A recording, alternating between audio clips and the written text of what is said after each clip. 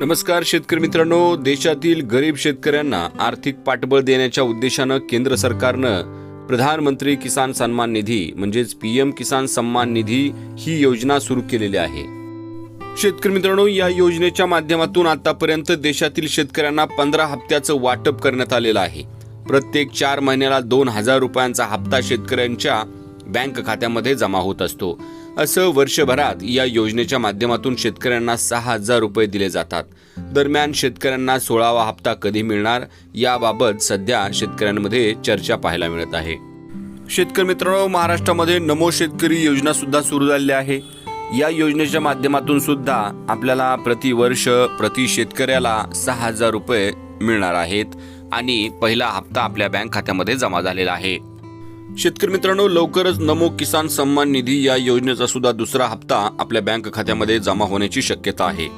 शेतकरी मित्रांनो, पीएम किसान योजना आणि नमो किसान योजना या अंतर्गत सर्व जमीनधारक शेतकरी कुटुंबांना प्रत्येकी 2000 रुपयांच्या 3 समान हप्त्यांमध्ये प्रतिवर्ष 12000 रुपयांचा आर्थिक लाभ दिला जातो।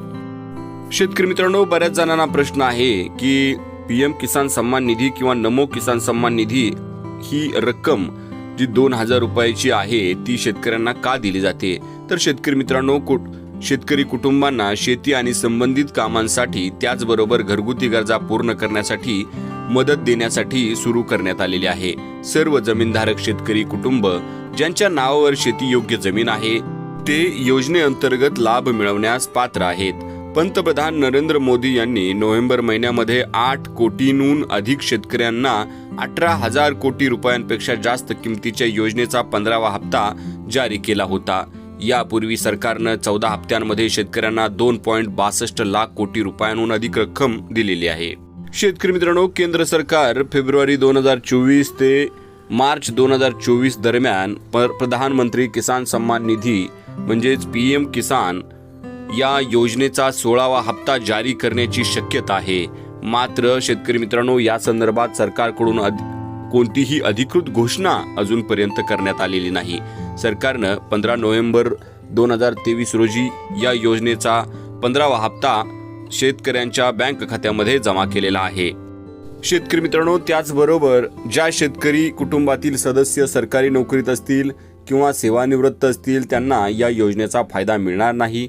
10,000 रुपये मासिक पेन्शन घेणाऱ्या सेवानिवृत्तींना या योजनेचा फायदा मिळत नाही। इन्कम टॅक्स जमा करणाऱ्यांना या योजनेच्या बाहेर ठेवण्यात आलेला आहे।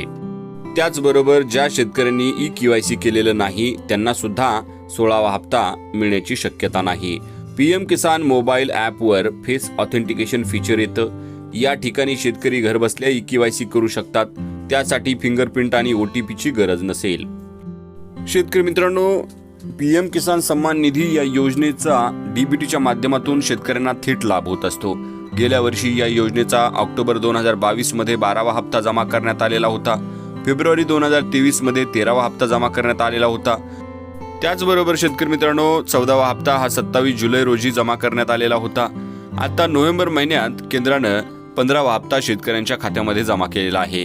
म्हणजे प्रत्येक हप्त्यात जवळपास 5 महिन्याचं अंतर आहे। आता 16व्या हप्त्याची प्रतीक्षा आहे। या योजनेअंतर्गत शेतकऱ्यांना प्रत्येकी 2000 रुपयांप्रमाणे एकूण 6000 रुपये जमा केलेले आहेत। डीबीटीच्या माध्यमातून ही रक्कम शेतकरी लाभार्थ्यांच्या खात्यात जमा होत आहे।